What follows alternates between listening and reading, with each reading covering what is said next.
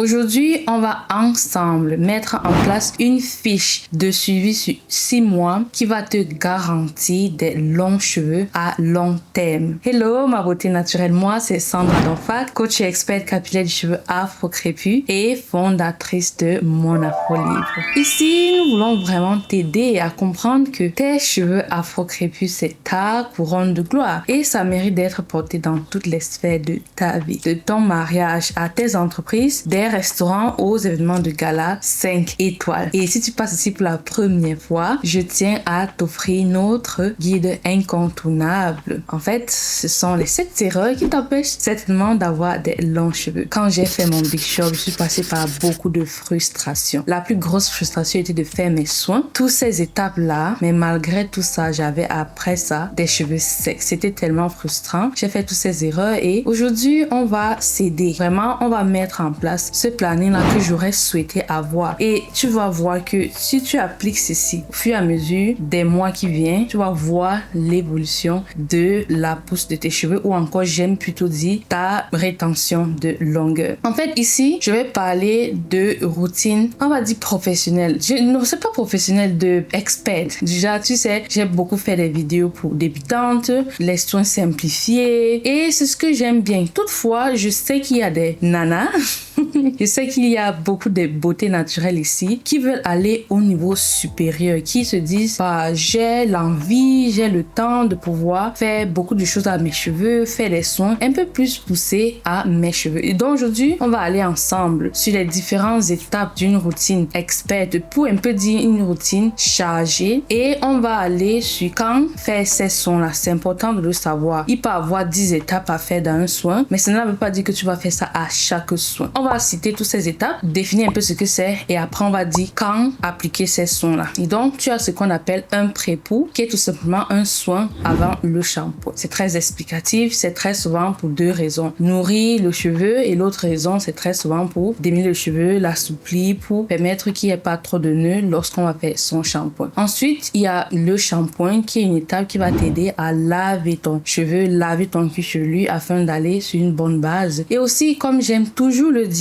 c'est un acte hygiénique. Vraiment, il faut arrêter d'aller dire que on doit se laver 3 fois par jour, mais en même temps, tu laves tes cheveux tous les 3 mois. Ça ne matche pas du tout. Ensuite, il y a le soin qu'on appelle soin profond pour donner la nutrition à tes cheveux. Et dans ça, il y a 2 étapes. Ou encore, je peux dire 2 genres. Il y a ce qu'on appelle un soin protéiné et il y a ce qu'on appelle un soin hydratant. Le soin protéiné va donner de la force à tes cheveux, tandis que le soin hydratant va donner, comme le nom l'indique, l'hydratation. Et ensuite, tu as donc la phase qu'on appelle mise en pli. Alors, une autre chose que tu peux intégrer dans ta routine capillaire, c'est ce qu'on appelle le gommage capillaire. Comme son nom l'indique, tu devrais tout simplement avoir un gommage et ici, tu vas gommer ton cuir chevelu afin d'enlever les peaux mortes. Pareil, toutes les fonctions que ceci a au niveau de ton visage, ceci va être appliqué au niveau de ton cuir chevelu. Ensuite, on a une méthode qu'on appelle la baggy méthode. C'est une méthode pour venir donner une hydratation extra à ses pointes. Parce qu'il arrive souvent les moments où nos pointes sont beaucoup plus sèches que nos racines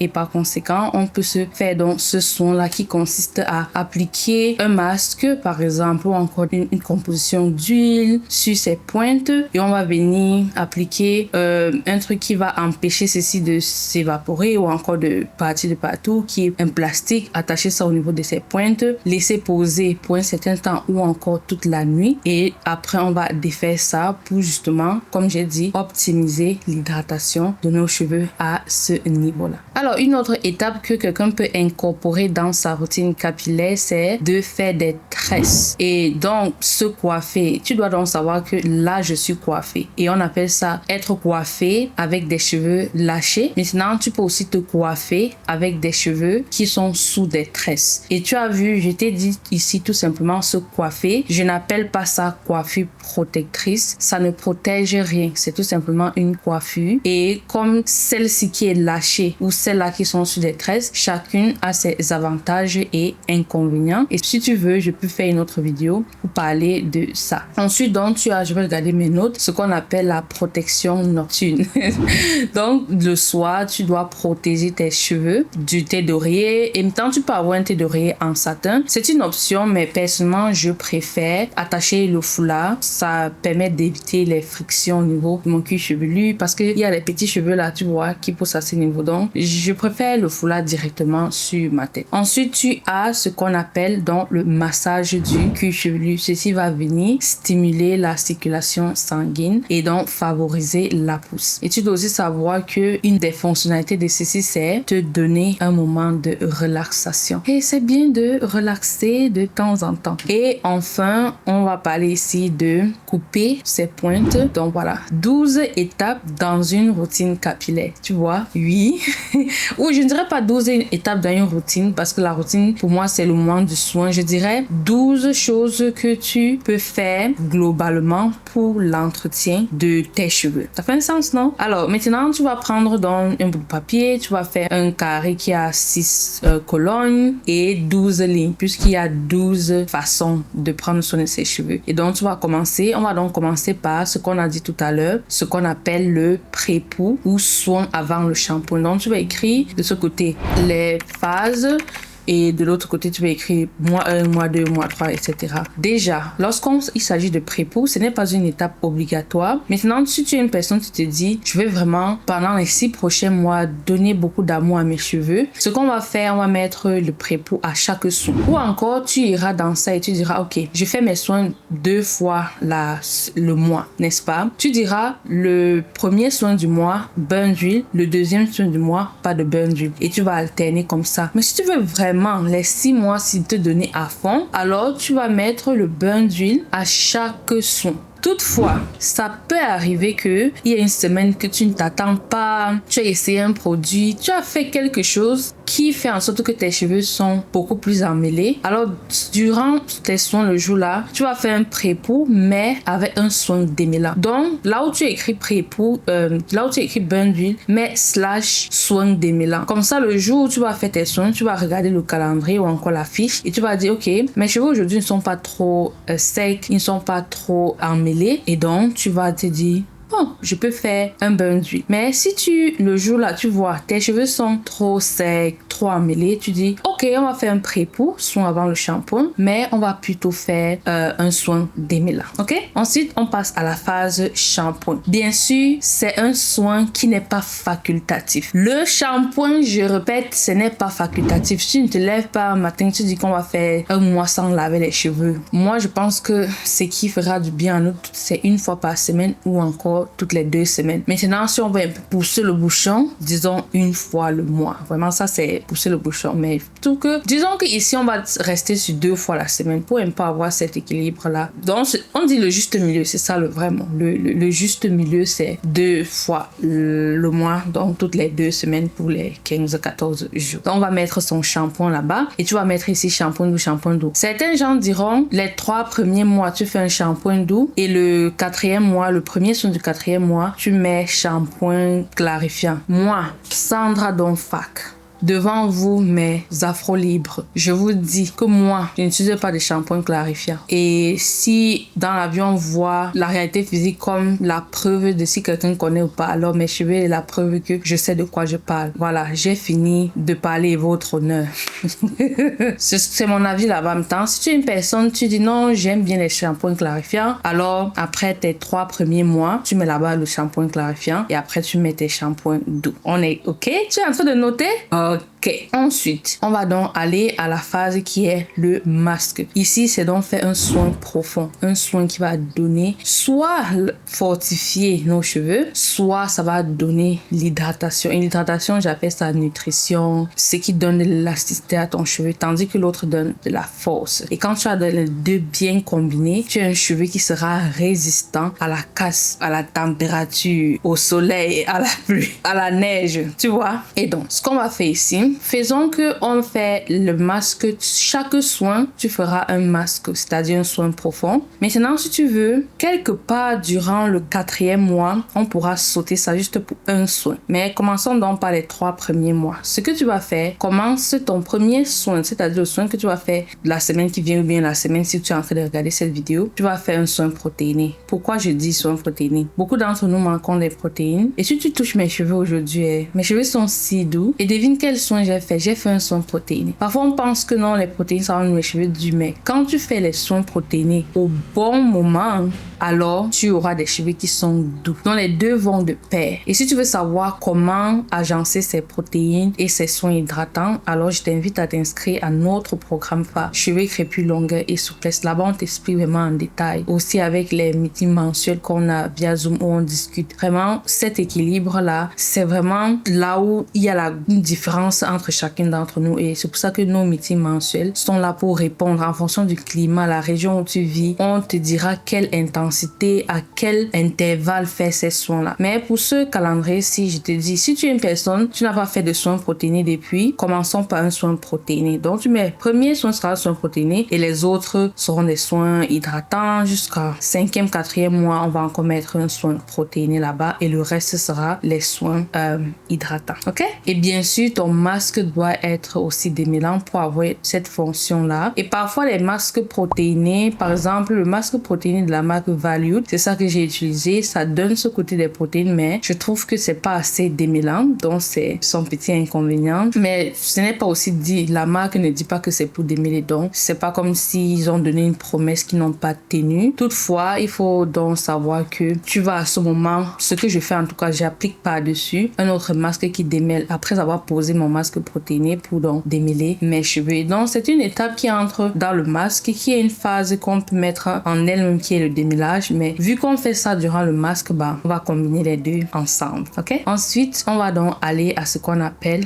la mise en pli. Bien sûr, tu feras une mise en pli ou encore, disons, finaliser son soin. À chaque soin, tu vas devoir faire ça. Maintenant, à toi, ce sera à toi de décider. Est-ce que je veux faire un twist out, un braid out, ou bien des tresses collées, des mini vanille, des mini twists, des mini braid. Ce sera à toi à ce moment de décider. Et pour ça, tu vas utiliser donc un lait ou encore une crème capillaire et ensuite une huile pour tout simplement sceller l'hydratation. Tu vois? Ok. Et donc voilà, là on a parlé beaucoup plus des trucs qui sont très obligatoires comme shampoing, masque et la mise en pli. Et maintenant, si tu es une personne, par exemple, tu veux faire des tresses, ta mise en pli sera appliquer ton lait bien et tout ça.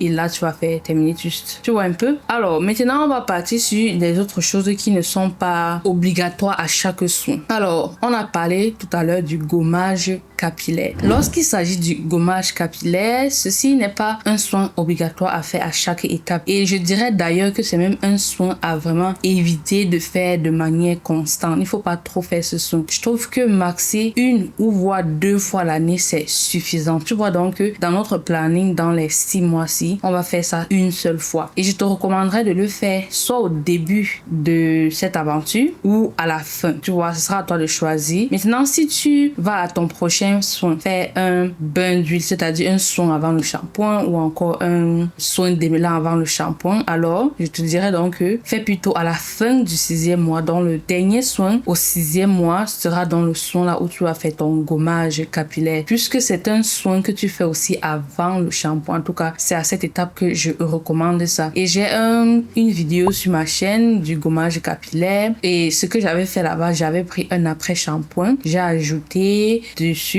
je pense pour 250 ml, j'ai ajouté 2 cuillères à café de sucre. Et en ce moment, ce qui est cool, c'est que vu que l'après-shampoing, c'est une base d'eau, c'est une base aqueuse, ça fait en sorte que le sucre va aussi fondre. Donc, si tu as un sucre qui a des gros morceaux, ne t'inquiète pas, tu auras donc cet aspect. Tant si tu as un sucre qui a un grain fin, je te recommande, dès que tu mets ça, tu mixes, tu commences à faire ton gommage. Sinon, ça va tout fondre vu que c'est le sucre, tu vois. Tu peux aussi bien sûr mettre du sel ou encore, je sais, tout ce que vous utilisez généralement pour gommer votre visage, tu peux l'utiliser sur tes cheveux. Je n'utiliserai pas un soin visage gommage sur mon cuir chevelu. Parce par exemple, Paris, il y a les gommages faits de pâte. C'est un peu comme la pâte dentifrice, mais il y a les crins dedans, les trucs comme ça. Personnellement, je recommanderais pas. Je recommanderais vraiment d'avoir une base qui est un après-shampoing. Maintenant, peut-être il y a des marques qui ont des gommages capillaires. J'en suis sûre qu'il y en a. Et donc, si on trouve, on mettra ça ici à l'écran. Mais tu peux faire ça à la maison toi-même. Surtout que c'est un soin que tu ne dois pas faire trop régulièrement. 1-2 fois l'année, c'est suffisant. Et donc, un DIY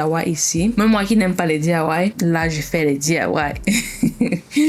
Alors, il y a l'autre étape dont on a parlé qui est de la protection nocturne. Ceci, c'est quelque chose dont à faire tous les soirs. Bref, quand tu vas dormir. Si tu es une personne, tu dors à midi. Pendant que nous, on dort la nuit, tu dors la journée, tu vas devoir protéger tes cheveux. Et c'est tout simplement une étape à faire pour pouvoir préserver non seulement la forme de ses cheveux, mais aussi l'hydratation. Donc, je trouve que les deux là, quand je retire mon foulard le matin, mes cheveux sont lisses comme si j'ai appliqué du gel dessus et c'est toujours satisfaisant de voir ça. Ça préserve mon hydratation, ça m'empêche d'avoir des frisottis qui en fait s'enroulent sur eux et créent des nœuds, tu vois. C'est vraiment un gros avantage. Et si tu es une personne, tu te dis c'est pas sexy, je trouve que dans la culture africaine noire, on a toujours porté des foulards et donc si tu es une personne, tu peux porter les foulards, qu'on a ces habits magnifiques avec les foulards là. Pourquoi la nuit c'est pas magnifique? Donc trouve-toi quelque chose que tu aimes, une couleur que tu aimes, un satin, vraiment cette coloris que tu aimes qui passe avec ta robe de nuit, etc. Et tu verras que ça te donnera ce côté de oh, en fait ça aussi c'est très très joli. Bien sûr, il y a aussi l'option d'avoir un thé d'oreiller. Personnellement, j'aime pas ça. C'est pas ma façon préférée, donc c'est à toi de voir si tu vas choisir le thé d'oreiller ou encore un foulard, soit en satin ou encore avec de la soie. Alors, je pense donc qu'on arrive donc à notre dernière phase qui est le massage du cuir chevelu. La question c'est quand le faire. Je dirais quelque part quand et comme tu veux. Genre, je pense pas qu'il y ait une limite à ça. Maintenant, peut-être il faut regarder comme on dit toujours, tout excès nuit.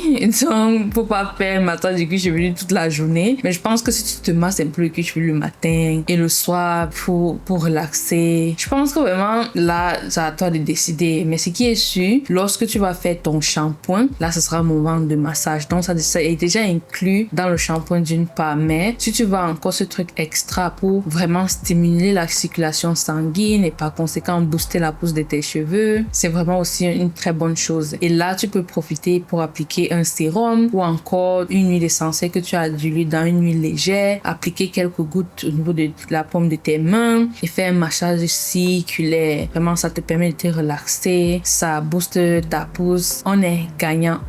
Et là, tu as donc une fiche que tu vas mettre en place sur les 6 prochains mois qui va te donner en fait la pousse des cheveux parce que tu auras des cheveux qui ont une nutrition complète. Tu auras bien sûr dans ça la méthode, c'est à toi de bien appliquer la bonne méthode, les bons gestes pour minimiser la casse. Mais lorsque tu mets ceci en place, tu auras déjà une base de nutrition très solide. Et parce qu'il y a cette nutrition, les cheveux bien nourris, avec fortifiés, la rétention de longueur est là. Et parce qu'il y a la rétention de longueur, il y a quoi? Il y a la pousse. Et là, je suis encore un peu en train de penser parce que on avait jusqu'à 12 phases ou 12 choses à faire. Et j'espère que je n'ai pas oublié une phase. Mais tu as vu comment tu peux incorporer ceci dans ton calendrier. Et oui, on est là un peu dans le côté expert, mais ça ne veut pas dire qu'on fait toutes ces étapes le même jour. Tu vois pas un soin, tu fais gommage, pré-époux, bain du pré-époux, démélange, shampoing, après tu fais le massage. Donc vraiment, tu vas devoir ici comprendre. En tout cas, on l'a fait ensemble. Tu vois comment je disperse chaque soin facultatif en fonction du calendrier où tu seras ok. Lorsqu'il s'agit de